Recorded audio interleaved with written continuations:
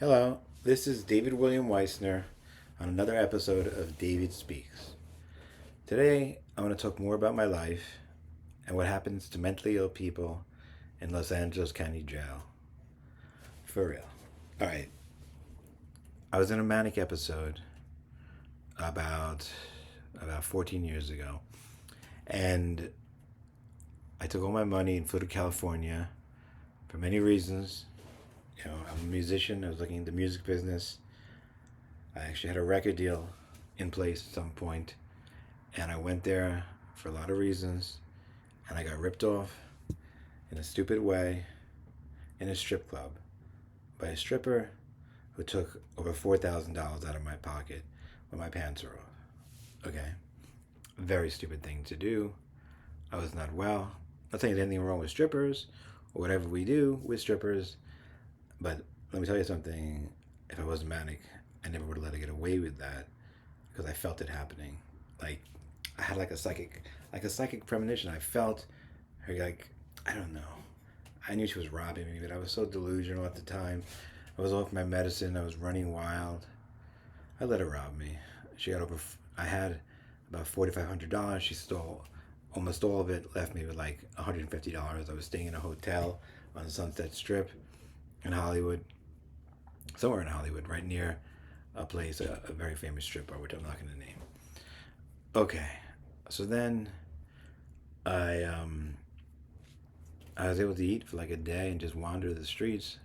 I had money. I took a bus to Venice Beach, California, Los Angeles.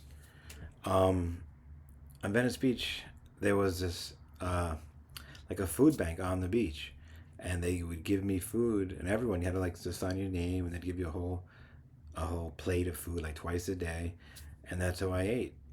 Okay, I was kind of new to homelessness. As I talked in the last video, I was homeless in Florida, but not very long. This was a real long period of homelessness. Like it was a period of homelessness, going through homelessness, jails, mental hospitals, literally for 4 years. Okay, and when I was so this place, this what's it called? A food bank. I call it a food bank, but they just serve. There's a lot of homeless people in Venice Beach, and there still are, from what I hear, even more. And I was one of them for a long time. So, I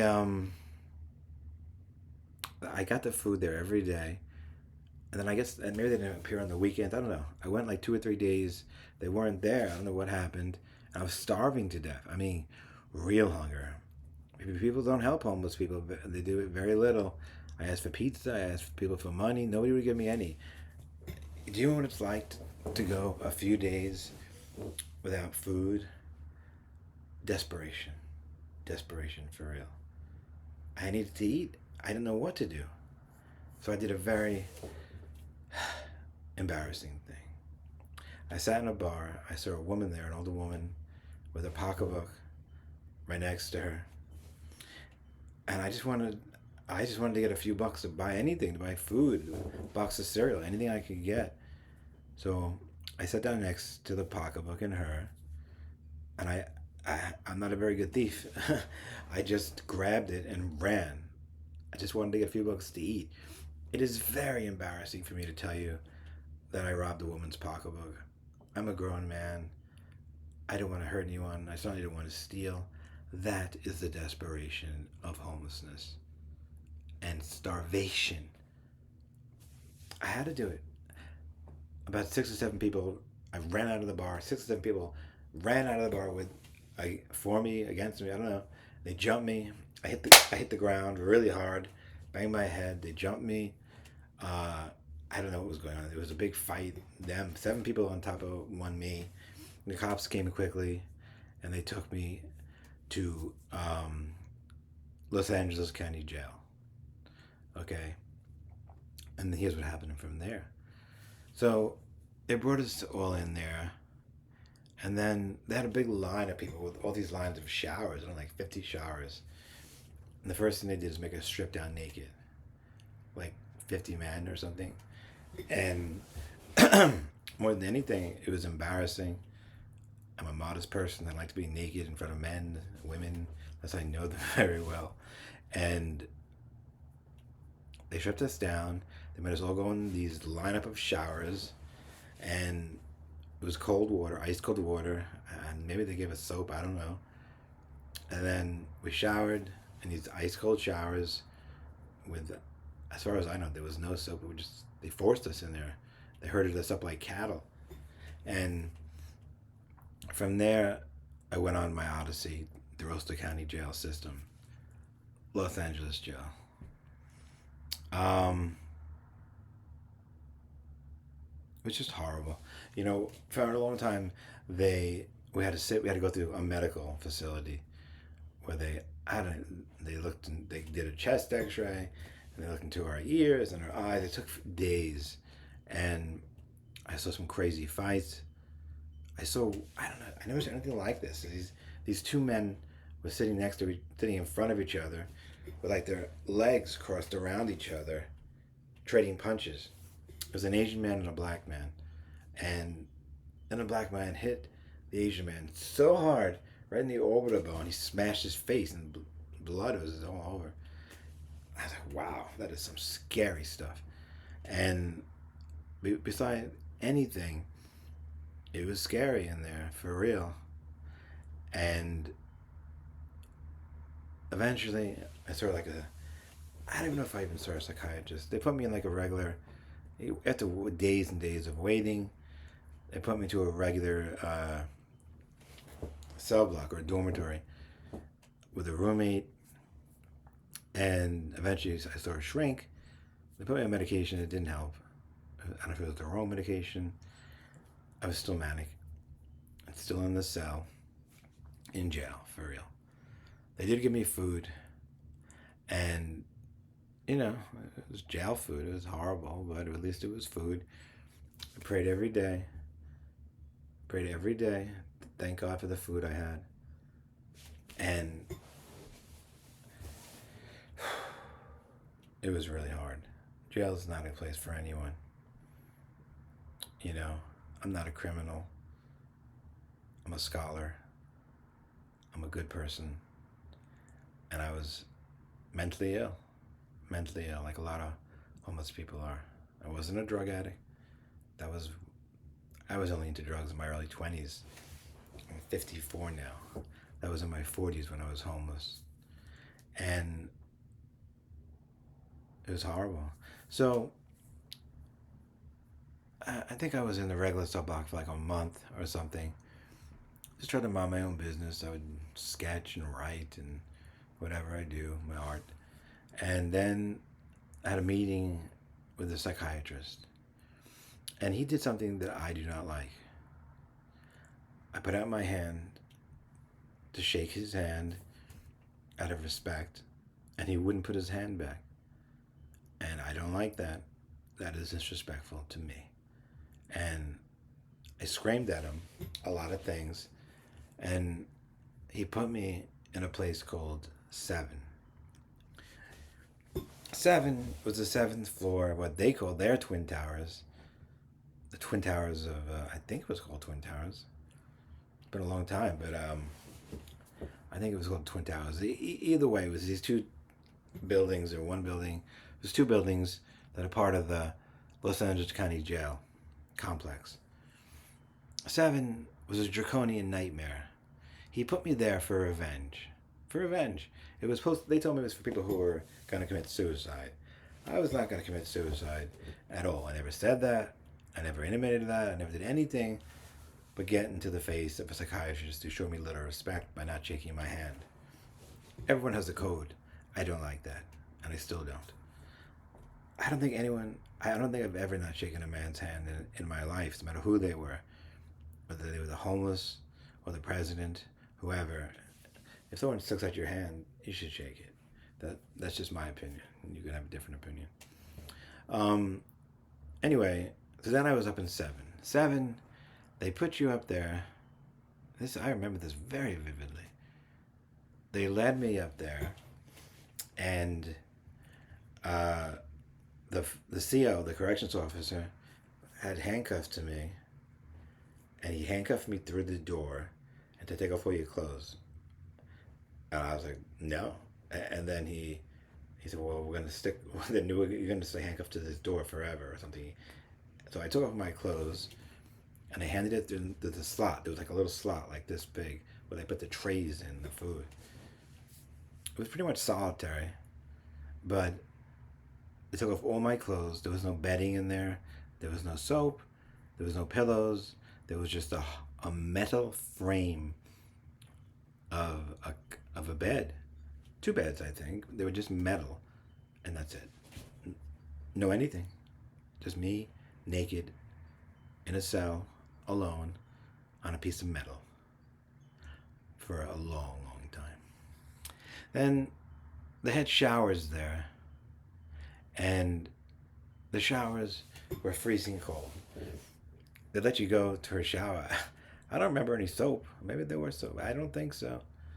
They let you go in the shower, down the hall, cold, and they would leave you there for hours, in the cold shower, for hours. It was nothing but a torture chamber. Eventually, I think you could stop the water, and I would just sleep on the floor of the shower, where other men stood or peed. I just had to sleep in it, in the filth of other men, while the shower ran. I think I was able to turn it off eventually, but they left you there for hours. They didn't give a shit, and that was just it. And I think in 7, it's hard to remember. It's a little cloudy, but I remember a lot of things. All right, they eventually gave you something to wear, which was like a suicide suit. They gave you this green, weird Frogger thing. I don't know. And they would take you to court, whatever. Eventually, you had to go to court to see the judge in chains. And I don't mean handcuffs. I mean chains wrapped around you like you were some kind of animal. Chains all around you. For a man who's dignified, who is me. You know what kind of nightmare that is? It gets worse. One day, when I was in 7, I woke up at night. That door opened by itself. Doors don't open by themselves. There's no magic doors. And obviously, the people who ran that let them in. Whoever it was dark, it was night. I want you to see a scar. I hope you can see it in this bad light. I don't know if you can see it. It is there. There. Right there. Right there. That is the scar. It's faded over the years, but it's there in the right light. And I woke up to somebody. Those doors opened in the middle of the night. That's not an accident. Those COs opened it, or somebody who had more power than them ordered them to. I don't know who it was, or the psychiatrist, or who ordered the hit. Came at me with a shank or a nail, something sharp. I have good reactions. I went like this, and I woke up, and there was blood everywhere. All right, somebody tried to kill me in 7. Somebody with authority. And they got away with it. Attempted murder. And that's it. There's nothing I could do. I just bled the next day, and that's it. Eventually it stopped bleeding, whatever.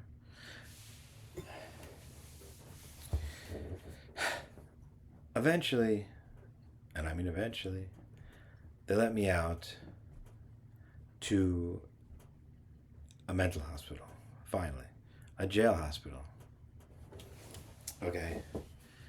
In this jail hospital, it was a lot better, believe me. I was in jail maybe 5 months. 5 months in jail for being crazy. Hey, I committed the crime. I purse snapped, or whatever it's called, purse snapped. But I was crazy. I was hungry. I was desperate. I was never charged with anything. I was just held there. And they took me to a mental hospital. It was a jail hospital. It was a lot better there. They let you smoke there. The food was good. And I'm just going to tell you stories about my life. This is going to go on for years, so I'm not going to shorten it. I'm trying to make these between 20 and 30 minutes. I'm just going to tell you what's going on in my life. Okay. in the hospital, it was actually a good place. The people were nice. The staff was nice. They gave me medicine. I took it. It didn't work. I was still manic. They couldn't find the right medicine for me. I wanted to get better. I took all my medicine. I didn't fight with them, but they had a policy. They told me, they said, you could have sex here. There were women. It was men and women in a jail hospital, which is pretty progressive in California. I give you your props for that. That's pretty damn progressive. I never saw that in New York, in other psychiatric hospitals. Um, so in the hospital, there was a girl. There weren't that many girls. There were a few, but there's one girl who her and I liked each other, and we wanted to hook up. So they give out free condoms there, and around everybody's bed. It was male and female rooms, but male and female were allowed to go into each other's rooms, even at night. There was like a curtain, like a shower curtain around the bed, and you could what do you call it? You could have sex, whenever you wanted, and just be private. So me and this one girl liked each other, and we wanted to hook up, and it could have been beautiful if I was there for months and months. I've had psychiatric hospital romances before. It makes it wonderful, We could have slept with each other. We could have cuddled and watched TV. We could have held hands. We could have talked. We could have kissed. But there were these two idiots. I'll use that term very nicely. Let's just call them assholes, okay? Two assholes who decided they didn't like me and her together, so they blocked it. Meaning, I don't know. They guarded their cells every night. I got into it with these guys. They were men like me, young men in their 20s. I was in my early 40s. Okay, but we hated each other for real. They didn't want me with this woman. I don't. This man said it's his girlfriend. She said it wasn't. They were crazy too. I'll get them that. But you know what? That was just mean. I really liked this woman, and she really liked me. So, I'm an artist. I had like 7 pictures of beautiful faces that I've drawn of women right in my bed. These two assholes came in when I wasn't there and defaced them. Defaced my art with pens and drew mustaches and beards and horrible things on my art. This pissed me off a lot. Okay? I went to the staff. They even wrote some phony letter for me, trying to embarrass me, which the staff laughed at. You know what they said? There's nothing we could do. Okay? Then someone else told me, this is jail. It's real jail, maybe a psych jail. You can fight here, for real. And so I had to take matters into my own hands. Meaning, I was eating dinner very nicely.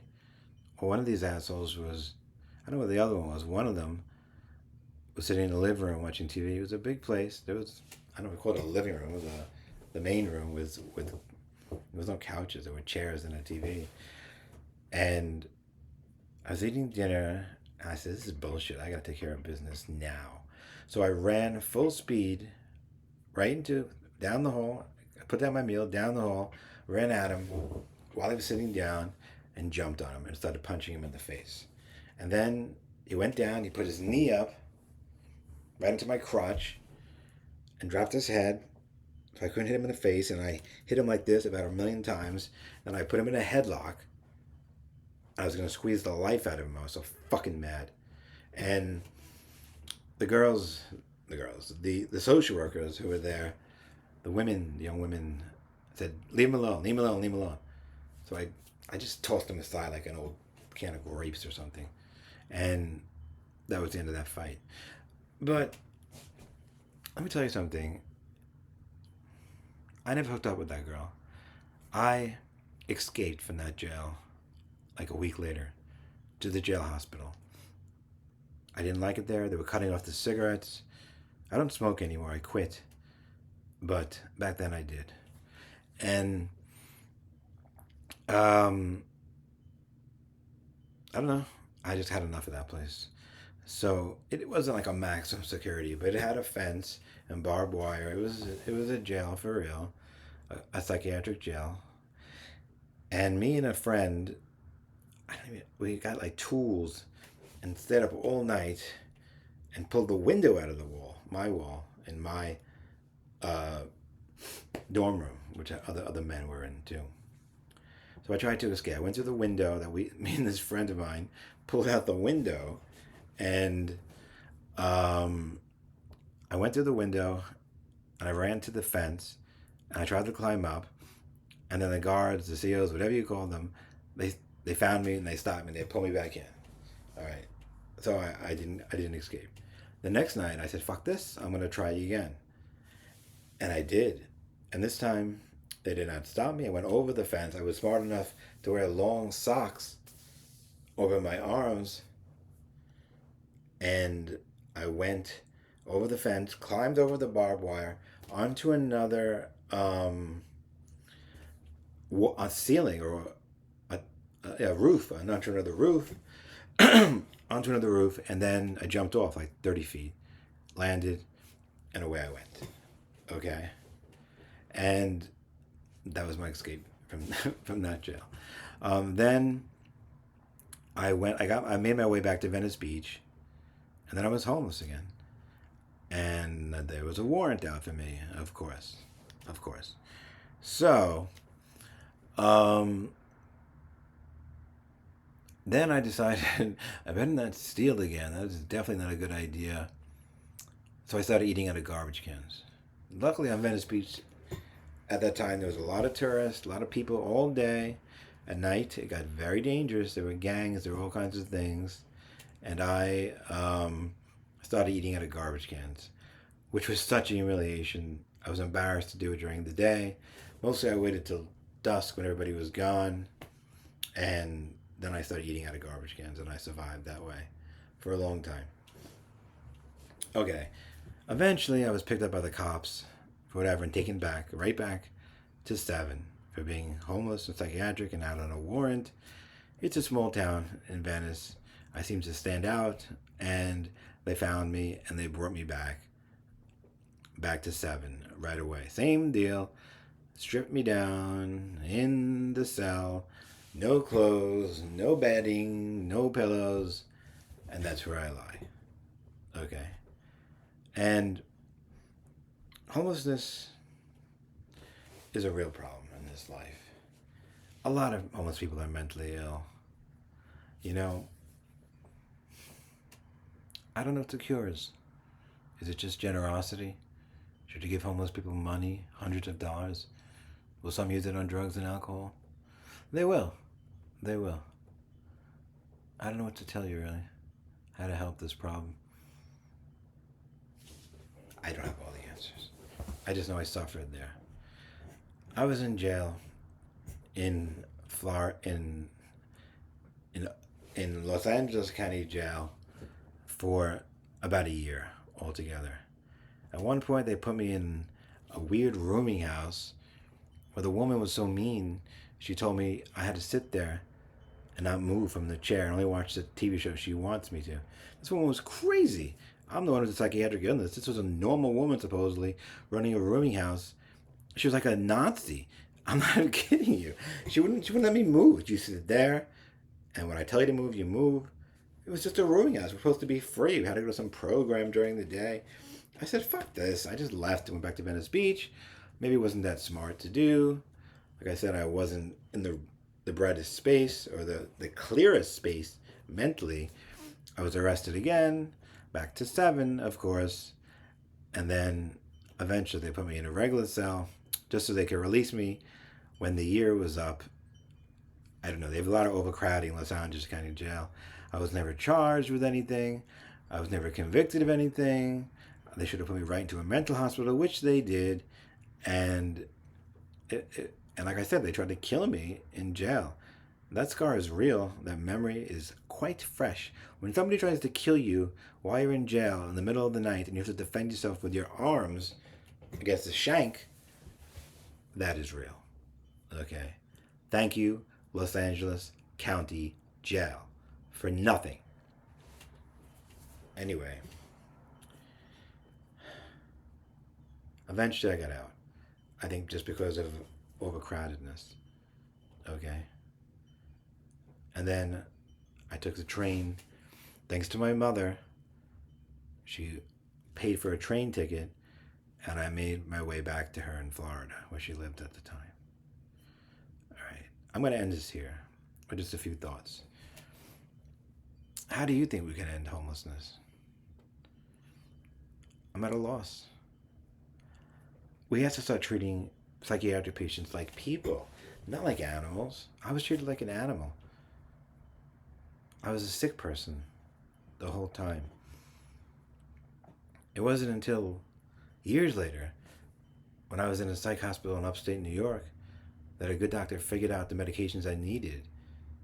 And now I've been very stable for like 11, 12 years. And thank God for that. I stay on my medication. I'm so meticulous with my medication that I write it down every time I take it and every medication, because that is how important medication is to a patient with bipolar disorder like me. Okay, what is the answer to homelessness? I just don't know. Do we just provide rooms for people? I had an idea once where in Japan they have these little hotels like around this. I don't know. I haven't seen them in person, but I've seen them on TV. It's just like little cubicles where you go in. I thought maybe we could provide that for homeless people so they'd be safe and they wouldn't be killed by other people or robbed. You know, I don't know the answer. Just pray to God for it. Really. I don't know the answer. But listen, if you have money and a homeless person comes to you, just give them a few bucks or buy them food. I had these teenage girls, these black girls in Manhattan who bought me McDonald's one day, like 2 cheeseburgers, fries, and a Coke. I was starving in Manhattan. Nobody gives money in Manhattan. That isn't upstate New York where people actually help you sometimes. Manhattan is a cold place, especially for homeless people. I'm not talking about the weather. I'm talking about the heart. People don't want to look at homeless people. Yuck, yuck. You know, these beautiful black teenage girls, out of the goodness of their heart, took me to McDonald's and bought me a huge dinner. And God, do I thank them for something like that. If you're worried people are going to do drugs or alcohol, then buy them. Just go in and get them a hot dog or something or whatever. Just give freely, please. Help homeless people you see. All right, I'm going to end it there. This is another episode of David Speaks. Have a great night. Goodbye.